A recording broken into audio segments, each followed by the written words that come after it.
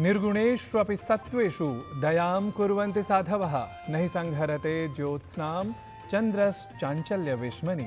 कहते हैं कि सज्जन गुणहीन व्यक्तियों पर भी दया किया करते हैं। जिस प्रकार चंद्रमा अपनी ज्योत्स्ना को किसी के घर पर पड़ने से नहीं रोकता, उसी प्रकार करुणा का प्रकाश भी सभी के लिए समान रूप से वितरित किए जाने योग्य होता है। जी हाँ, दया और करुणा वे दैवीय गुण हैं जो मनुष्य को मानवता के शिखर तक ले जाते हैं। तो इन्हीं गुणों का हो हम में आधान और हम सभी अपने सामर्थ्य के अनुसार मानवता के शिखर तक पहुंच सकें, उसका सदैव संस्पर्श करते रहें। इस ध्येय की प्राप्ति के विशेष लक्ष्य के साथ आरंभ करते हैं कार्यक्रम विशेष सुप्रभातम, जो प्रसारित होता है प्रति सप्ताह सोमवार से शुक्रवार आपके चैनल यानी डीडी न्यूज पर सुप्रभात की वेला में। तो स्वीकारें सा सुप्रभातम मम अभिवादनम। मैं हूं आप सुप्रभातम के नए अंक के साथ नारायण दत्त मिश्र।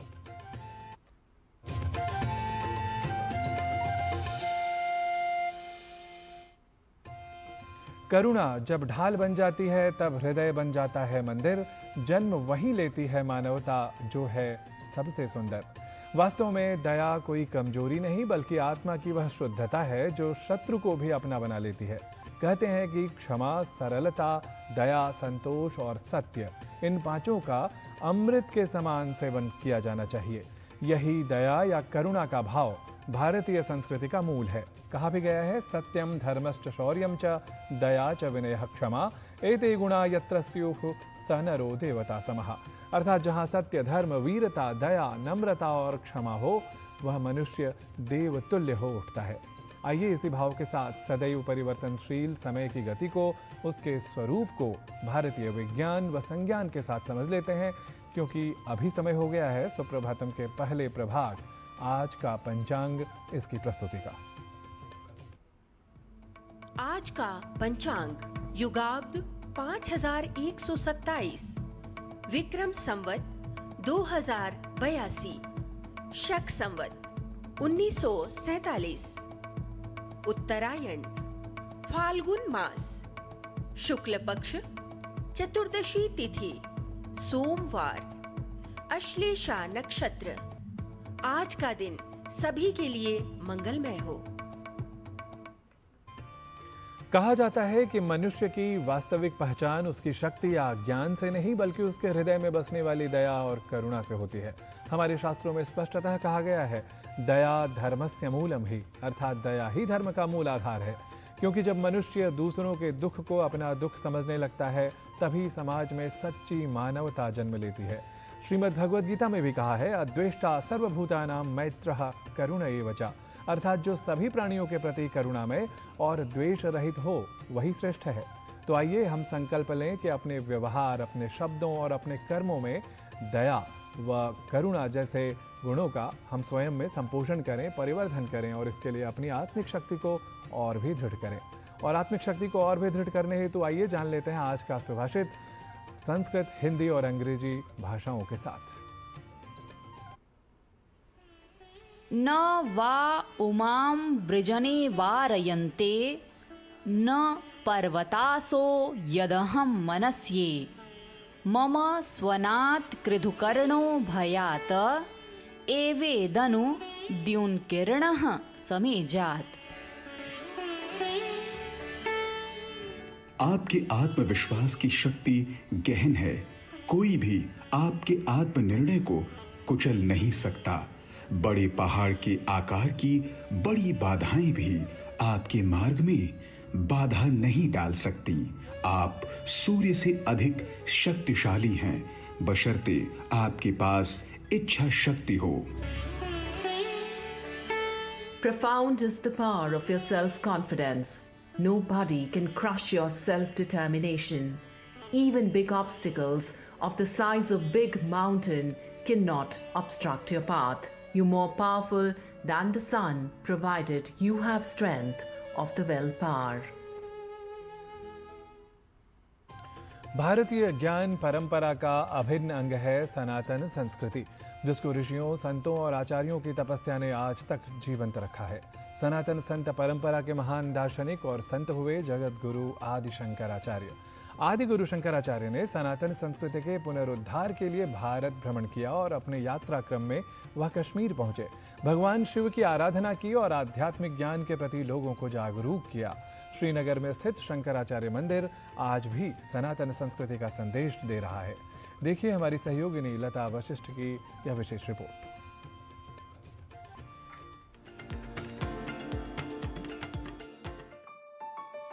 सती सरसमुद्भूतम् देशं विद्याधराश्रयम् कश्यपस्य प्रसादेन सर्वलोक नमस्कृतम्। कश्मीर, जिसे धरती का स्वर्ग कहा जाता है, अपनी प्राकृतिक सुंदरता के साथ साथ सनातन संस्कृति और आध्यात्मिक आस्था का भी केंद्र रहा है।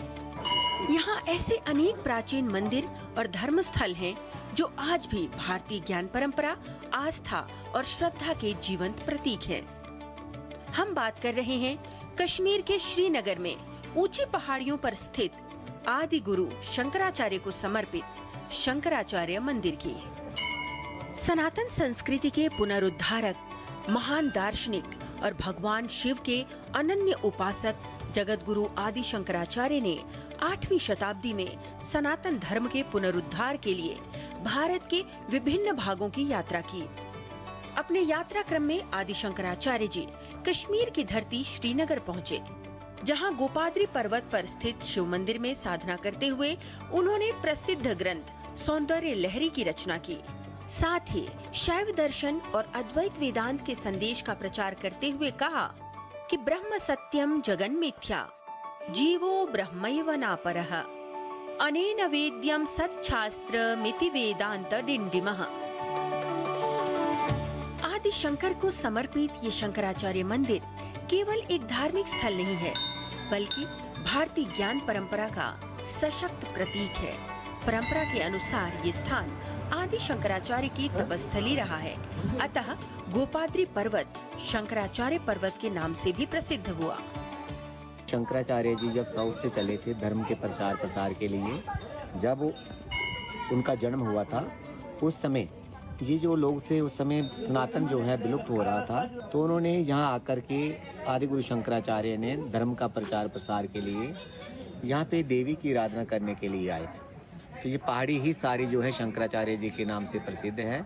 विशेषतः इसमें एक नर्मदेश्वर शिवलिंग है, ये महाराजा प्रताप सिंह जी द्वारा ही ओमकारेश्वर से लाए गए हैं। विशाल पत्थरों से निर्मित पहाड़ों की ऊंची चोटी पर स्थित ये प्राचीन शंकराचार्य मंदिर भारतीय स्थापत्य और सांस्कृतिक निरंतरता का प्रतीक है।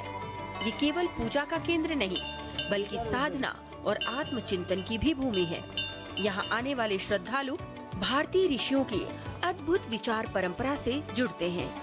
आदि शंकराचार्य ने आके यहाँ और इस ऊंचाई पर हमारे धर्म संस्कृति का अलख जगाने का काम किया, और आज के अवसर पर हम अपने को सौभाग्यशाली मानते हैं कि पूज्य गुरुदेव की कृपा से इस मंदिर में आने का अवसर प्राप्त हुआ। जब भी कश्मीर आता हूँ तभी मैं श्रीनगर आने से ही मैं आदि शंकराचार्य का बैठकर थोड़ा सा ध्यान करता हूँ इधर, और उसके बाद मैं आगे का कार्यक्रम शुरू करता हूँ। भारतीय ज्ञान परंपरा केवल ग्रंथों तक सीमित नहीं रही, वो तीर्थों, आश्रमों और मंदिरों के माध्यम से युगों युगों से जीवित रही है। शंकराचार्य मंदिर भी ऐसा ही केंद्र रहा, जहां दर्शन, साधना और आध्यात्मिक चिंतन का संगम हुआ। वर्तमान समय में भी यहाँ आने वाला प्रत्येक साधक केवल मंदिर में दर्शन ही नहीं करता, बल्कि भारतीय चिंतन की उस धारा से जुड़ता है जिसने सत्य, ज्ञान और आत्मबोध को जीवन का लक्ष्य माना। मैं जम्मू से हूँ, but it's been long time that I have settled in Pune, तो अभी मैं पुणे से आई हूँ specially. So I think this is one of the most peaceful places I have seen. यहाँ पे आने के रास्ते में हर कदम पे पुलिस वालों की बहुत ज़्यादा कड़ी सुरक्षा है। सब लोग आइए यहाँ पे दर्शन कीजिए, बहुत अच्छा लगेगा। भारत की शक्ति इसकी आध्यात्मिक दृष्टि, तर्कशीलता और ज्ञान संवाद की परंपरा में निहित है, और ये आदि शंकराचार्य मंदिर भी केवल एक ऐतिहासिक धरोहर नहीं, बल्कि भारतीय ज्ञान, दर्शन और सांस्कृतिक एकता का जीवंत प्रतीक है, जो भारत की सदियों पुरानी समृद्ध परंपरा के गौरव गाथा का वर्णन करते हुए आदि गुरु शंकराचार्य के अध्यात्म और शांति का संदेश दे रहा है। न जानामि दानम न च ध्यान योगम, न जानामि तंत्रम न च स्तोत्रमन्त्रम् न जानामि पूजां न च न्यासयोगं गतिस्त्वं त्वमेका भवानी। लता वशिष्ठ, डीडी न्यूज।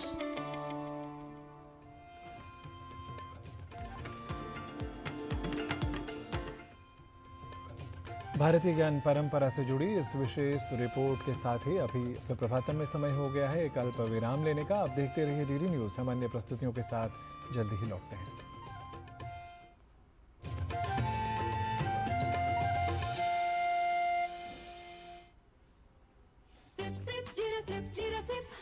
MDH का जलजीरा जीरा सिप प्यास बुझाए ठंडक लाए सबको भाए जीरा सिप।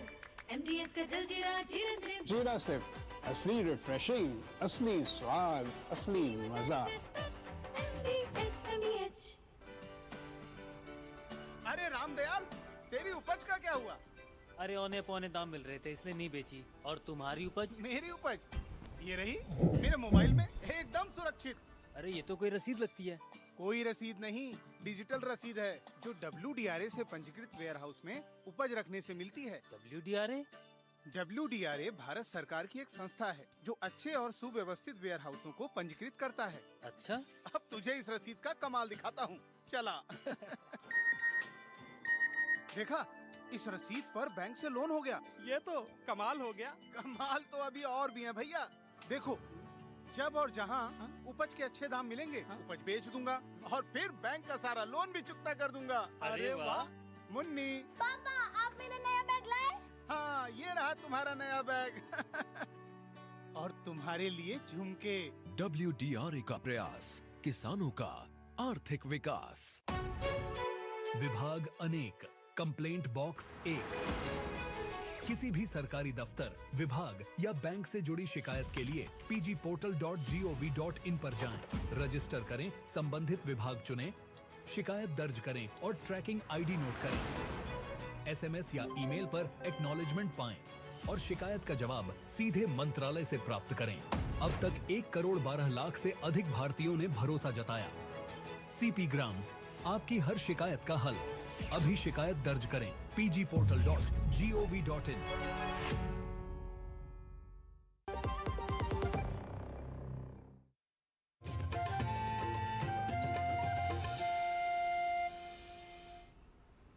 आप देख रहे हैं कार्यक्रम सुप्रभातम, जहां आप सभी का है पुनरपि स्वागतम। कार्यक्रम में बढ़ते हैं हम आगे और जान लेते हैं स्वास्थ्य से जुड़े हमारे प्रभाग योग 360 में क्या है विशेष।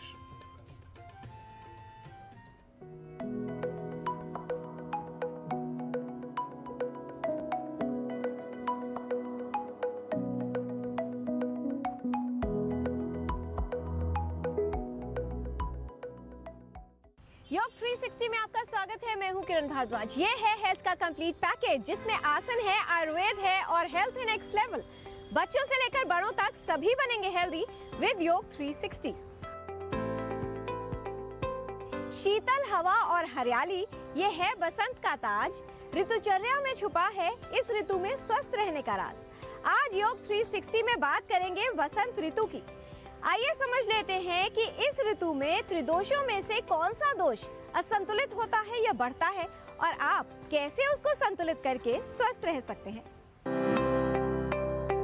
आयुर्वेद में ऋतुचर्या का विशेष महत्व है। ऋतु का अर्थ है मौसम और चर्या का अर्थ है नियम यानी अनुशासन। ऋतु परिवर्तन का प्रभाव हमारे स्वास्थ्य पर पड़ता है। इसके कारण कई स्वास्थ्य समस्याएं होने की संभावना बढ़ जाती है। हमारे स्वास्थ्य का ऋतुओं के साथ गहरा संबंध है। एक ऋतु में कोई दोष बढ़ता है तो कोई अन्य शांत हो जाता है। आयुर्वेद में प्रत्येक ऋतु में त्रिदोष अर्थात वात, पित्त और कफ की स्थिति के अनुसार रोगों के विकास के तरीके और चरणों का वर्णन है।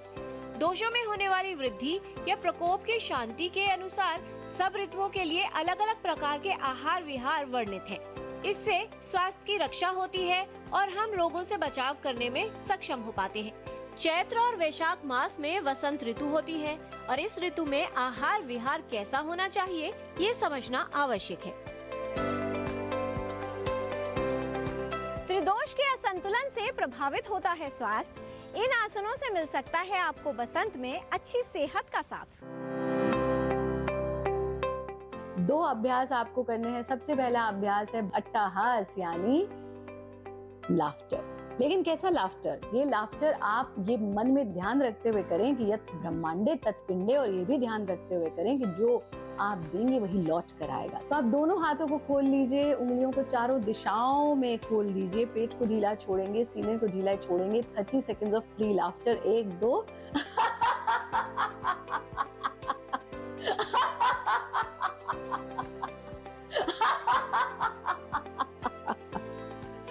और फिर हाथों को वापस लाकर आंखें बंद कर लीजिए। इस हास को अपने ऊपर बरसने दीजिए।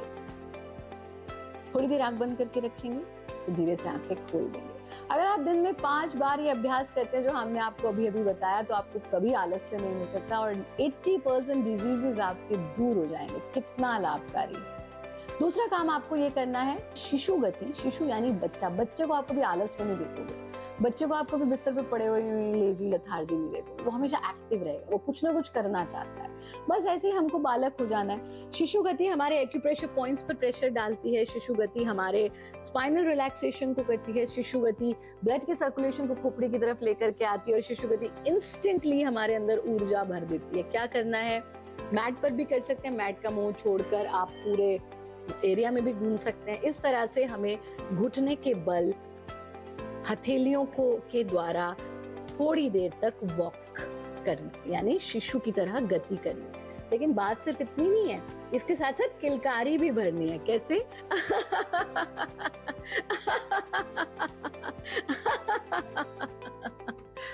जब आप ऐसा कर लें थोड़ी देर, तो वज्रासन में बैठ जाइए। आप देखेंगे इंस्टेंटली ब्लड का फ्लो खोपड़ी की तरफ आ गया। आप देखेंगे इंस्टेंटली चेहरा दमकने लगा, गुलाबी हो गया है। आप देखेंगे आपकी खोपड़ी से सारा आलस्य दूर हो गया है। आपका मानसिक तनाव, आपका शारीरिक तनाव दूर हो चुका है। आप एनर्जेटिक महसूस करेंगे। कुछ बातों का ध्यान रख के वसंत ऋतु में सेहत अच्छी होगी। संतुलित आहार का सेवन किया तो आप रहेंगे निरोगी। वसंत ऋतु में हमें बिल्कुल लघु आहार, उष्ण आहार और सुपच्य आहार लेना चाहिए, क्योंकि जो गुरु आहार होता है वो अगर हम इस टाइम पे लेंगे तो हमारे शरीर में कफ की वृद्धि करेगा, जिससे हमें जो लक्षण है वो बढ़ जाएंगे। इसमें जो हमें घी वाले प्रोडक्ट्स हैं वो बिल्कुल बंद कर देने चाहिए। इसके अलावा उष्ण चीज़ों का जो हमें सेवन स्टार्ट करना चाहिए। इसके अलावा उष्ण जल का जो गर्म पानी है उसका हम इस्तेमाल करेंगे। इसके अलावा शुंठी साधित जल, मतलब कि जो सौंठ होती है उसको पाउडर लेके उसको पानी में अच्छे से बॉईल करेंगे और पूरा दिन हम उसका सेवन करेंगे। इससे जो कफ वृद्धि है उसको हम थोड़ा सा कंट्रोल कर सकते हैं। हम खाने में जितने भी हमारे मसाले होते हैं, जिसमें जीरा है, अजवाइन है, मेथी है, जो उष्ण मसाले होते हैं, दालचीनी, इनका हम इस्तेमाल अच्छे रूप से करेंगे तो हमें फ़ायदा मिलेगा। और जीवन शैली की अगर हम बात करें तो हमें दिन में सोना बिल्कुल इस ऋतु में अवॉइड करना है। अपनी यथाशक्ति व्यायाम इस ऋतु में अनिवार्य रूप से करना है। कुछ आयुर्वेदिक उपायों से दूर होंगी व्याधि। वसंत ऋतु में स्वस्थ रहना है तो अपनाएं ये औषधि। शीत ऋतु या शिशिर ऋतु के बाद जो परिवर्तन आते हैं उनमें लोगों का जुकाम होना या अन्य व्याधियां, वायरल इन्फेक्शंस होना, इन सभी से बचाव के लिए आपको हो ही ना या हो तो बहुत ही कम समय में सुरक्षित इसका आपको निदान मिल जाए, इसके लिए बड़ी सुंदर औषधियां हैं आयुर्वेद में जो मैं आपको बता सकता हूं। सबसे पहले तो आप नागरादि क्वाथ है, इसमें इसका उपयोग आप रोज प्रातः कर सकते हैं चाय के फॉर्म में गुड़ डाल के। इसके अलावा आप तमाम ऐसी औषधियां हैं जो रूटीन में खा सकते हैं, जैसे शीतोपलादी चूर्ण का नियमित सेवन कर सकते हैं सुबह शाम शहद के साथ। तालिस आदि चूर्ण का नियमित सेवन कर सकते हैं। खाने पीने में सौंठ या सुंठी जिसे हम कहते हैं उसका चूर्ण, पिपली का चूर्ण, काली मिर्च का चूर्ण, और इनका मिला जुला के भी प्रयोग कर सकते हैं। ये करीब 3 से 6 ग्राम के बीच में। अगर आप घर में अंदाज़ा लगाएं तो आप एक छोटा जो टीस्पून होता है उसको आधा चम्मच से 1 चम्मच के बीच में उपयोग कर सकते हैं दिन में 2 बार, और ज़्यादा दिक्कत हो दिन में 3 बार भी कर सकते हैं। तुलसी है, अदरक है, काली मिर्च है, और इनका काढ़ा बड़ा अच्छा बना के हम घर में पी सकते हैं। इसमें दालचीनी, तेज पत्ते का भी प्रयोग कर सकते हैं। और हनी, शहद का उपयोग इस ऋतु में बड़ा ही लाभकारी होता है, तो आप पानी में घोल के हनी पी सकते हैं। आयुर्वेद द्वारा अनुशंसित मौसमी परिवर्तनों के कारण होने वाले शारीरिक और मानसिक प्रभावों से निपटने के लिए ऋतुचर्या में जीवन शैली और आयुर्वेदिक आहार सम्मिलित है। आयुर्वेद में ऋतु परिवर्तन के समय विशेष सावधानियां रखनी चाहिए। ऋतुचर्या का पालन करके रोगों से बचाव किया जा सकता है और आप हर मौसम में स्वस्थ रह सकते हैं। तो आज आपने जाना, अट्टहास करना लाभकारी है। शिशु गति से रक्त संचार और ऊर्जा में वृद्धि होती है। दिन में सोने से बचें। नियमित व्यायाम करना उपयोगी है। कम मात्रा में गर्म और सुपाच्य आहार लें। अधिक तेलीय भोजन न खाएं। सोंठ पाउडर को पानी में उबालकर पिएं। जीरा, अजवाइन, मेथी और दालचीनी का सेवन करें। नागर आदि क्वाथ गुड़ मिलाकर पिएं। सीतोपलादी चूर्ण शहद के साथ सुबह और शाम लें। तालिस आदि और त्रिकुटु चूर्ण का सेवन लाभकारी है। तुलसी, अदरक, काली मिर्च का काढ़ा, दालचीनी व तेज पत्ता मिलाकर लें। शरद ऋतु हो, सावन या हो बसंत, ऋतुचर्या से संतुलन बनाइए। ऋतुओं के अनुरूप चलकर स्वास्थ्य को बेहतर बनाइए। स्वास्थ्य संबंधी जानकारी हम आप तक ऐसे ही पहुंचाते रहेंगे, आपको हेल्दी बनाते रहेंगे। बच्चों से लेकर बड़ों तक सभी बनेंगे हेल्दी विद योग 360।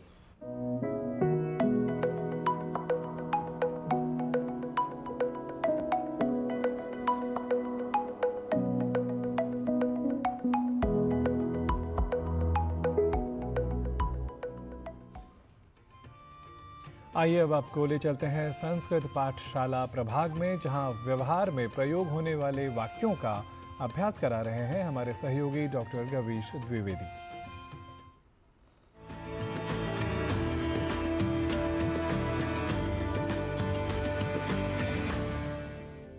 नमो नमः मित्राणि। भाषा प्रभागस्य एतस्यां संस्कृत कक्षायां भवतां सर्वेषामपि स्वागतम्। मम नाम गवीशः।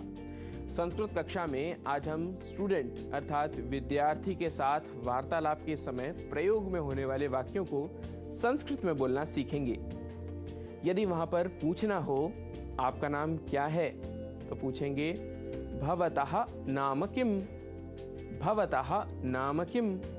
यदि पूछना हो आप कहाँ पढ़ते हो तो पूछेंगे भवान कुत्र पठति, भवान कुत्र पठति। यदि वाक्य आए मैं इसी कॉलेज में पढ़ता हूँ तो संस्कृत में कहेंगे अहम एतस्मिन् एव महाविद्यालये पठामि, अहम एतस्मिन् एव महाविद्यालये पठामि। यदि वाक्य हो मेरा परीक्षा समय आ रहा है तो कहेंगे मम परीक्षा कालः आगतः, मम परीक्षा कालः आगतः। कैसी तैयारी है? यदि छात्र से यह पूछना हो तो संस्कृत में पूछेंगे सिद्धता कथम अस्ति, सिद्धता कथम अस्ति। और यदि उत्तर मिले कोर्स ही पूरा नहीं हुआ तो इसे संस्कृत में कहेंगे पाठ्यक्रमः एव न समाप्तः, पाठ्यक्रमः एव न समाप्तः। यदि वाक्य हो गणित माने मेरे लिए सर दर्द तो संस्कृत में कहेंगे गणित श्रवण मात्रेण मम शिरोवेदना, गणित श्रवण मात्रेण मम शिरोवेदना। मुझे फिलॉसफी पसंद है, मह्यम दर्शन शास्त्रम रोचते, मह्यम दर्शन शास्त्रम रोचते। मेरी लिखाई सुंदर नहीं है, मम लेखनम सुंदरम नास्ति, मम लेखनम सुंदरम नास्ति। यदि वाक्य हो क्या इस उपन्यास को पढ़ा तो संस्कृत में कहेंगे अपि एतम उपन्यासम पठितवान, अपि एतम उपन्यासम पठितवान। बहुत बढ़िया है, बहु सम्यक अस्ति, बहु सम्यक अस्ति। बहुत पहले पढ़ा था, बहु पूर्वमेव पठितवान, बहु पूर्वमेव पठितवान। यदि वाक्य हो कल उठने में देर हुई तो संस्कृत में कहेंगे ह्यः उत्थाने विलम्बः जातः, ह्यः उत्थाने विलम्बः जातः। कल तो छुट्टी थी।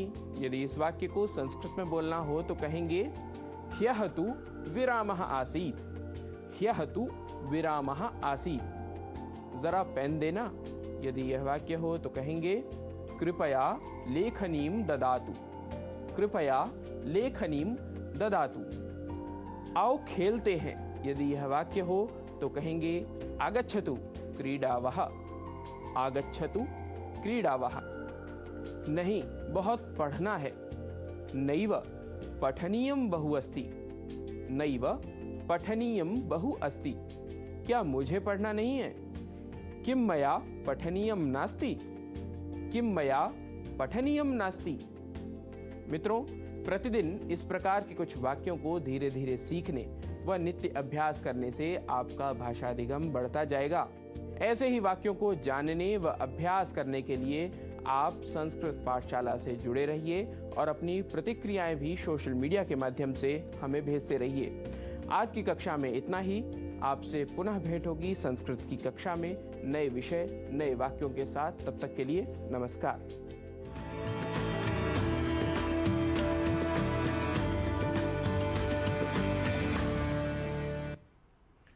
न त्वहं कामये राज्यं न स्वर्गं न पुनर्भवं कामये दुःखतप्तानां प्राणिनां आर्तिनाशनम। इसका अर्थ है कि न मैं राज्य चाहता हूँ, न स्वर्ग और न ही मोक्ष। मेरी तो बस यही कामना है कि मैं संसार के दुखों से तपे हुए प्राणियों के कष्टों का निवारण कर सकूं। तो आइए हम भी अपने जीवन में करुणा का दीपक जलाएं और दूसरों के आंसुओं को पोंछने का संकल्प लें। इसी संकल्प के साथ आज के सुप्रभातम में बस इतना ही। मुझे अपने सहयोगियों के साथ दीजिए अनुमति। नमोस्तु सर्वेभ्यः।